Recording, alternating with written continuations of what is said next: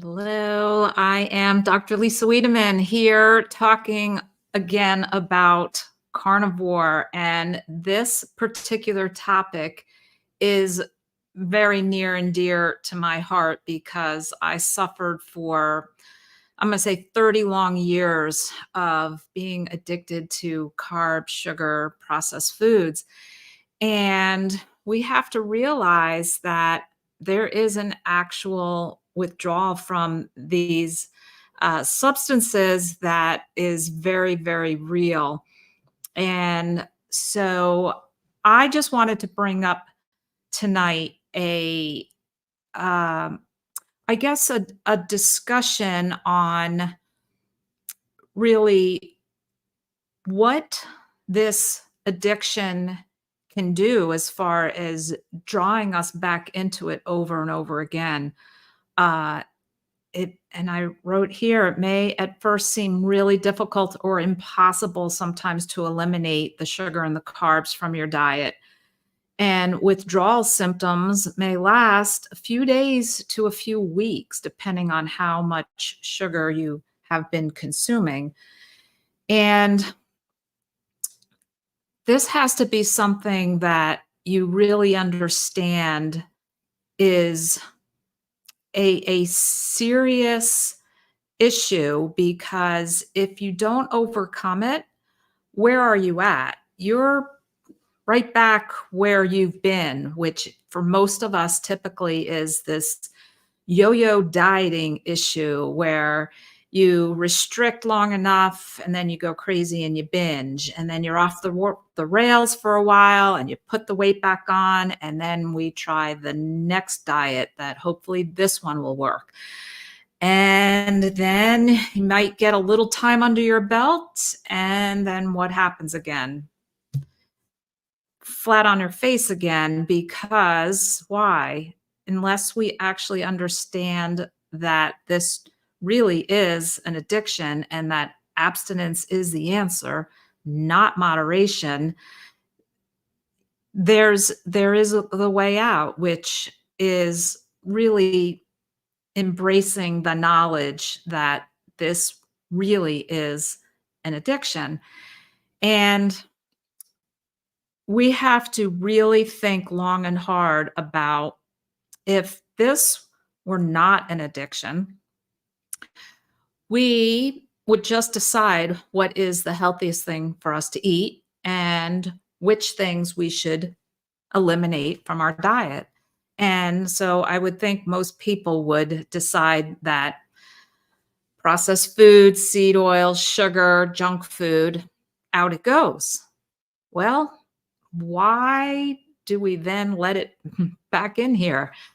And why do we slide down that slippery slope and have a hard time getting out of what I call that carb ditch? Because sometimes it has a real strong hold on us. So maybe, thank you for joining in live here tonight.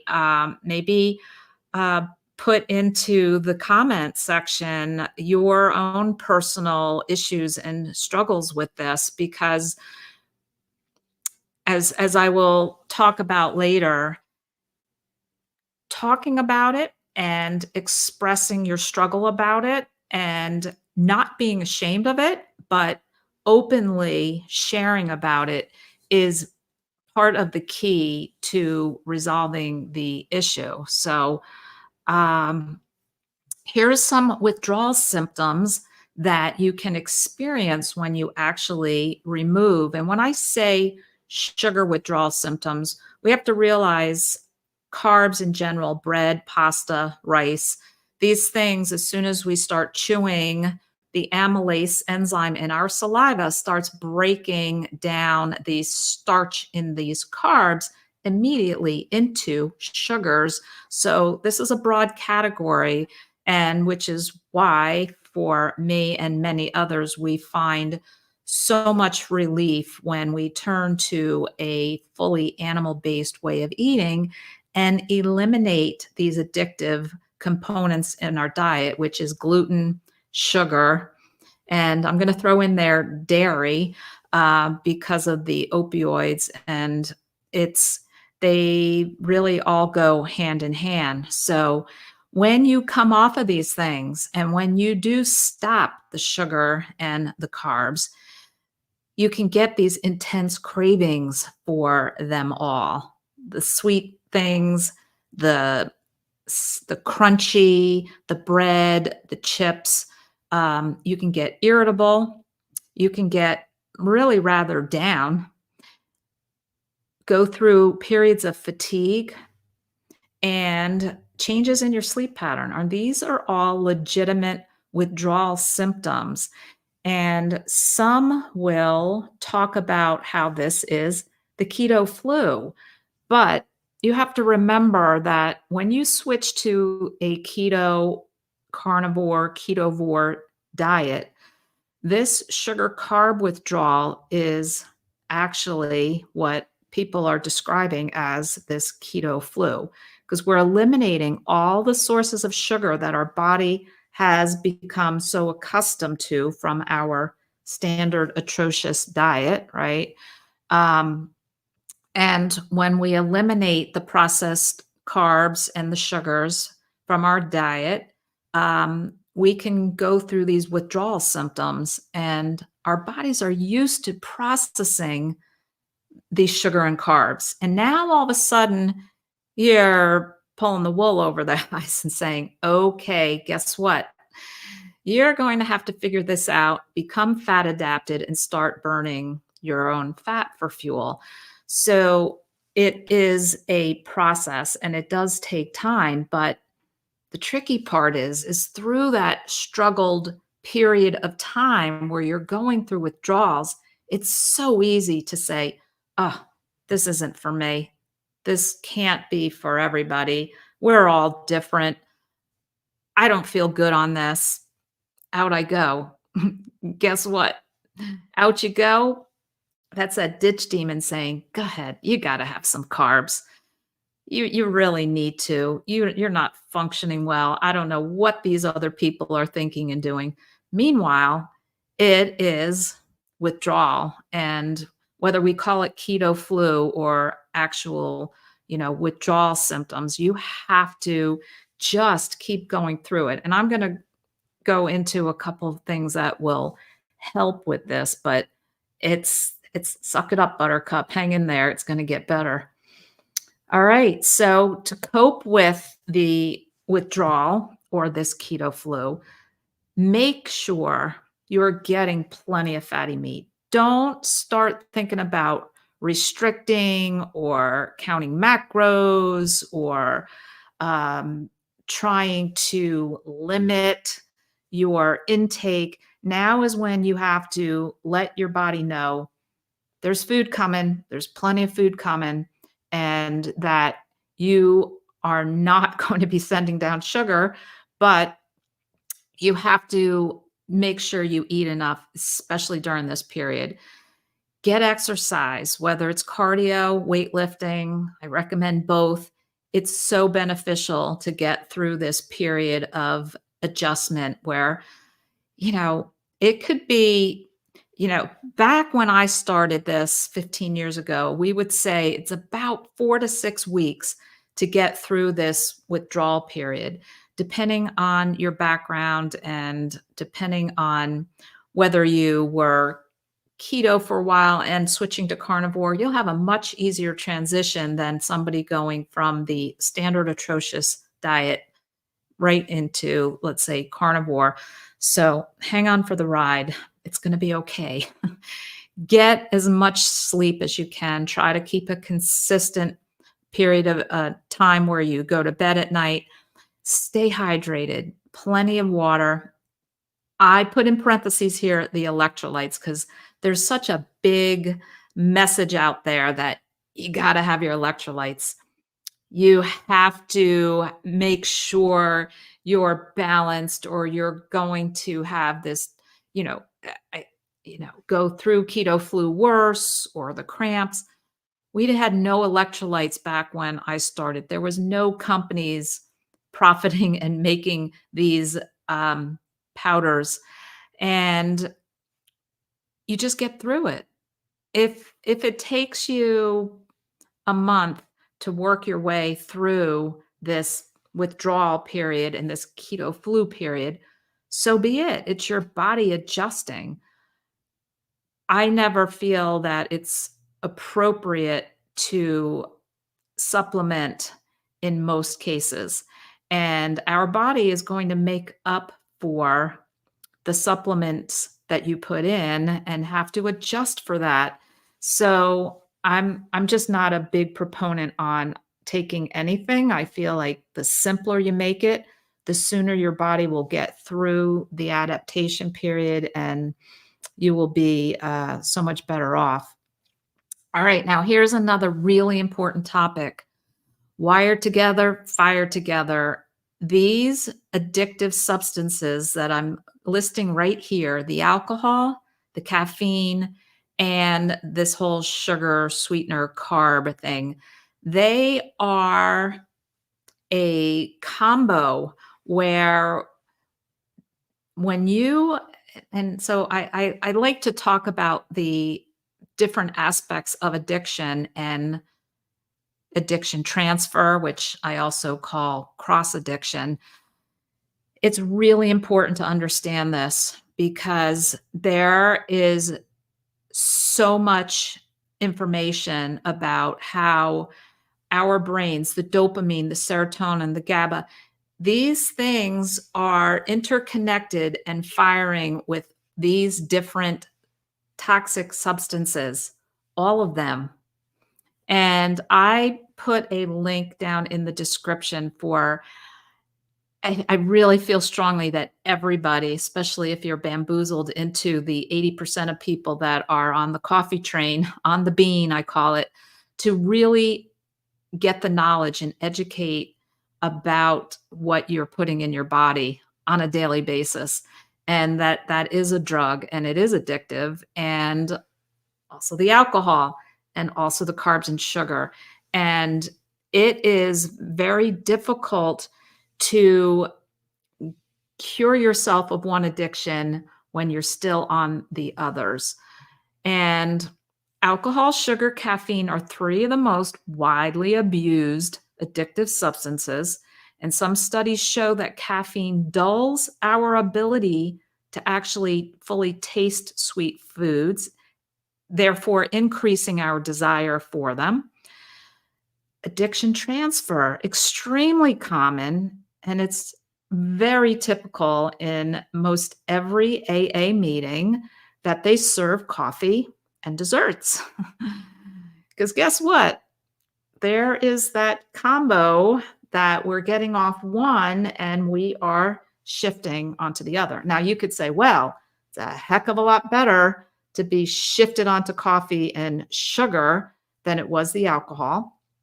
We could agree with that, but we could also say the sugar carbs entity is a slow suicide and it does not lead anybody into a healthy future. So it's as important to get off of these things.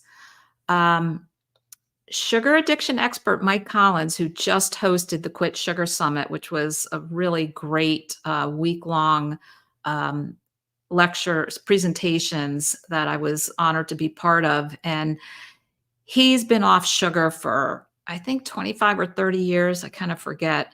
And has been coaching for over a decade. And he has his carb sugar addicted people first stop their coffee, since he finds only about a 15% success rate getting people abstinent from their sugar addiction if caffeine is still consumed. Very, very interesting. And I took a little snippet off of this video. Like a lot of people call what you're describing this keto flu, right? But the keto flu is really just sugar, ultra processed carb addiction withdrawals. That's all it is. And it can last a really long time, especially heavy caffeine addicts. Okay. We have a caffeine group, and if you read the research on caffeine, it can literally be a post-acute, it's PAWS, called PAWS, post-acute withdrawal syndrome, can last up to 6 or 8 months of depression and anxiety and stuff, not while you heal. Like it's literally a minor amphetamine, okay? And amphetamine recovery is one of the longest and hardest there is. So let's set that aside for a little bit. And one of the things that, and I'm going to say it even on your podcast, because one of the things that pisses me off about the carnivore community is this caffeine crap. Some of the biggest of the big are talking about meat, salt, water, and coffee. And I'm like, enough already. That is hurting people, I believe. So pretty interesting about the connection and how strong the connection is and how strongly he feels as far as recovery to really rid that trifecta of addictions. So, and it comes down to abstinence and not moderation. We don't ever moderate an addictive substance ever.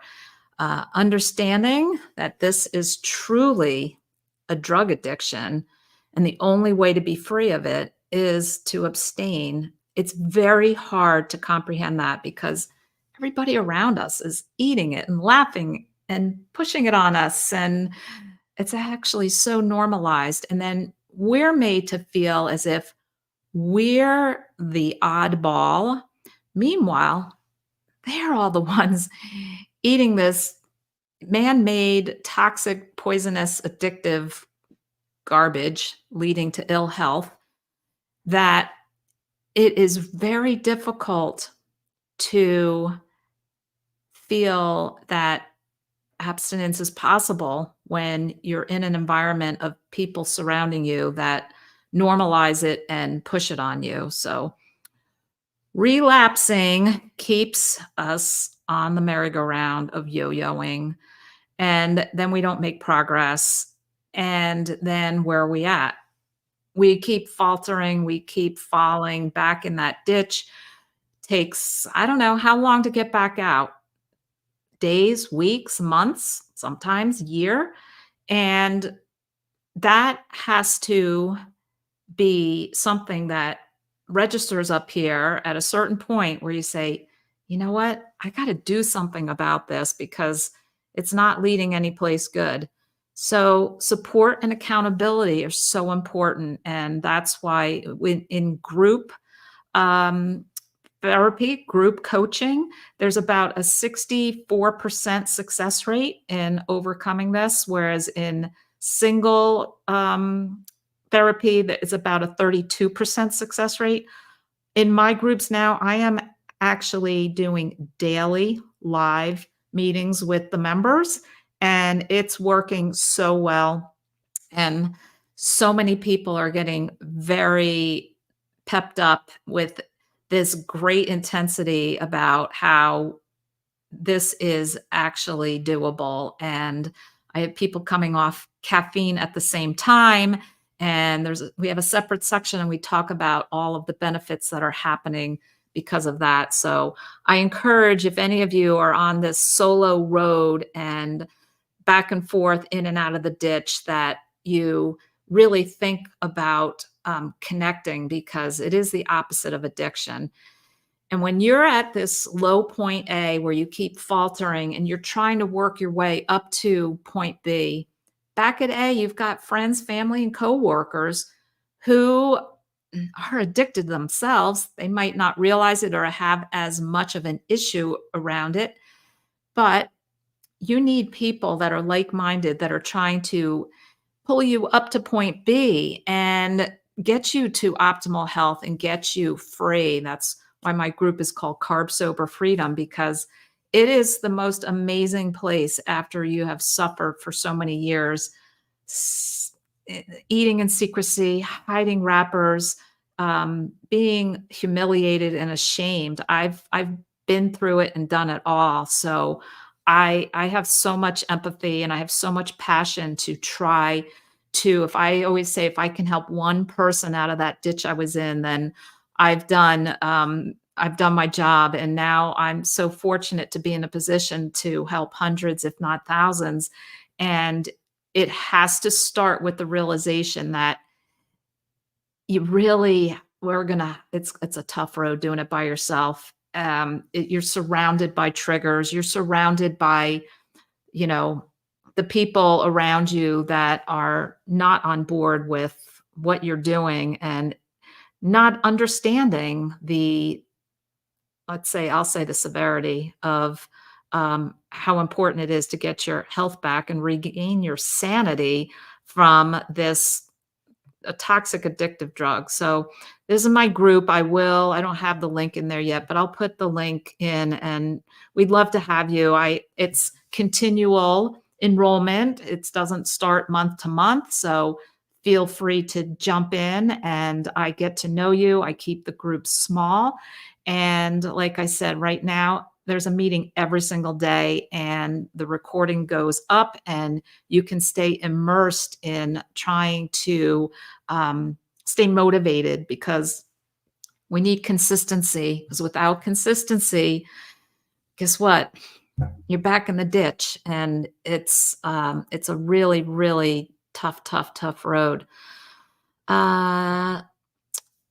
Groups reduce isolation, which is important for people who have shied away from others out of shame. They enable the participants to witness the struggles and triumphs of the other members and to see firsthand that recovery really, truly is possible, and to feel the enthusiasm of people who are around you striving for the same abstinence. We need to have carb sober behavior around food, and we need to figure out for each of us what foods that entails, and that's all part of what we talk about. And the other, let's see, they show others how to cope with stresses and provide hope and inspiration and get off the dang carb yo-yo diet roller coaster. It's a rough ride. So here we go. I don't coddle in the group, but I am very kind and caring. And I'm also not dogmatic. I do truly want you to find for yourself what is going to work. And I just give you the guidance and the knowledge that I have from so many years of doing this to really truly help you. Because I could tear up and cry right now, knowing and thinking back to how stressful it is and how sad I was to feel powerless over this drive to keep eating these foods that I knew were not good for me. So, again, everybody is so welcomed, and it is really my honor to get to know you and help you. So I'm going to go over into the chat, and let me see. And so thank you, Leona. I also have a YouTube channel membership, and the reason really behind that is because I want to be able to, because of course I can't answer all the questions. I want to prioritize to be able to answer questions, and likewise in my membership group. And it's only because I get about, and when I say literally over 100 messages every day. And I wish I could read through them all, because sometimes they are pages long.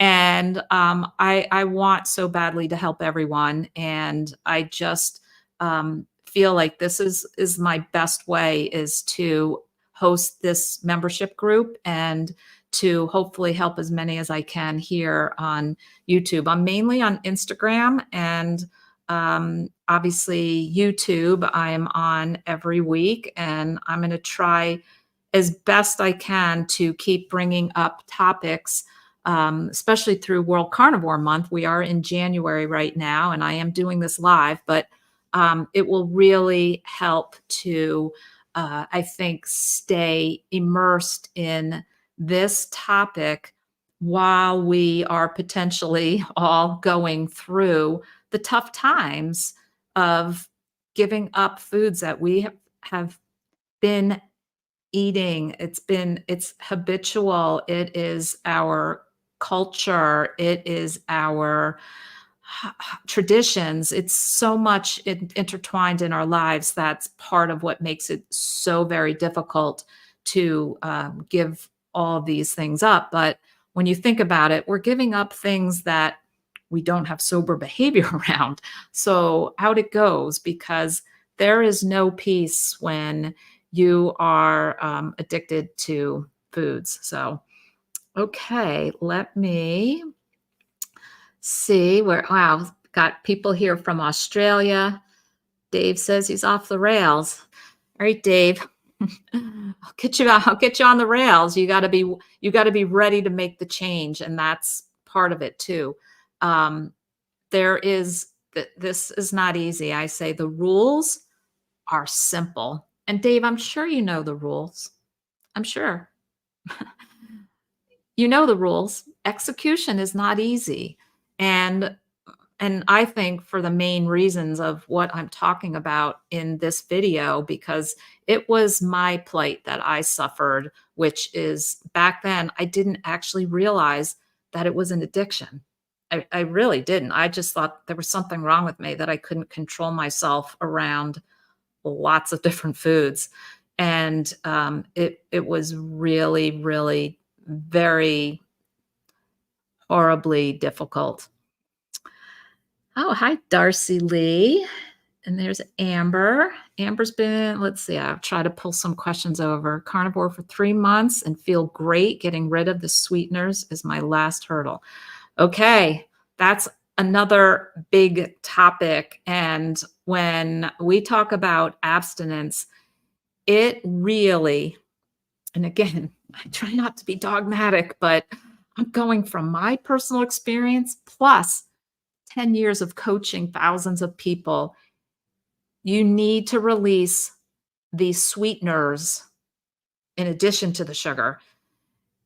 All taste of sweet, or else you are going to perpetually still be craving and still be putting that sweetener in your body.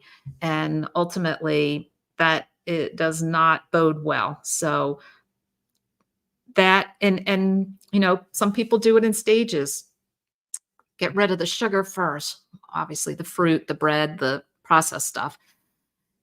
And then maybe the alcohol goes, and then they that caffeine coffee thing, a lot of times that's the vehicle for the addictive dairy, which has the opioids in it, and the addictive sweeteners. So the coffee on top of the caffeine, it's a triple whammy for most that causes people to cling on for dear life. Don't take my coffee away. It's like, all right, just go watch that video that I'm linked in the description here. It's so empowering to get that knowledge and to then make your decision regarding the caffeine and the coffee thing. So highly recommend that. I hope everybody gives a watch. I'm going to keep trying to pull over some. I've struggled with, oh, hi, Tammy. Struggled with sugar this past week. Today, I was great. I'm at day 57-ish. I'll continue, though. Yeah. So, yeah. Guess what that's called? A relapse. I like using that term because it will continue to emphasize the importance of understanding this for what it is.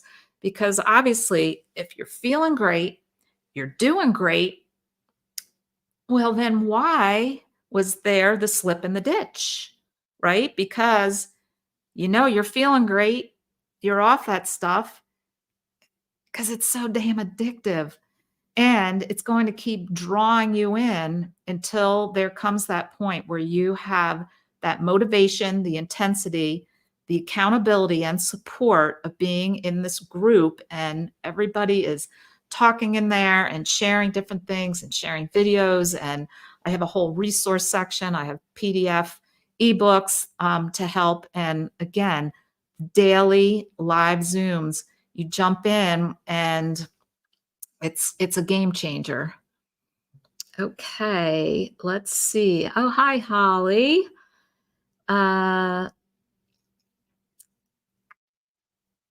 Let's see. Holly says, glad I'm not eating sugar or crappy carbs. Finally got COVID after all this time, just kind of like a bad cold. Oh, that's good news. It typically can be nothing more than a bad cold, but hopefully, because you have your body off of crappy carbs, sugar, that your immune system is getting better and healthier as time goes on.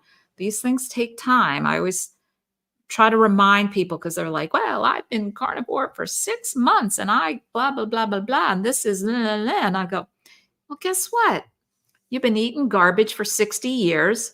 And now 6 months in, I don't want to hear your complaints that everything's not better yet, because your body's just going to take a little bit of time. But Holly, I'm so glad that hopefully you're going to be totally on the mend really soon. Let's see, we got somebody else with the bug for the first time. Seems everyone's getting it this time around. Yeah. I don't know. I had it once 3 years ago, 2 years, I don't know, near about a year in. So maybe, I guess 2 years ago.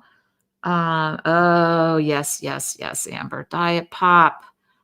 Yep. So here we go. I'm going to tell you that dang Diet Coke. It's usually the Diet Coke. That chewing gum, it's another biggie. And guess what? You're just feeding your addiction, right? And I say those sweeteners and the Diet Pop, it's just changing seats on the Titanic. Your ship's still going down, and we just have to figure out how to right the ship quickly by getting rid of that stuff. You know, I say, could you do it for a week? Could you? Well, you got to get it out of the house because you can't have it. Get rid of it and put 7 days together with not a single taste of sweet. You could do it for one day, right? I'm sure you could. So just think about that, and think about being in a group where we have specific challenges going on. We even have a coffee quitters challenge where some who are ready and some who are not yet ready are over there and talking about it. And we've got the people who have dropped sweeteners for the first time. And it's very empowering to be around others who are doing it, and it motivates you to stick to it. So Amber, I feel you. I used to be on the Diet Coke train. Actually, that, and I used to love Fresca and Diet Dr. Pepper. I mean, I did them all through college and even, yeah, through grad school. I can't even believe I just didn't even know better then. I can't believe how many years I abused my body with garbage food. Yeah, let's see. What do we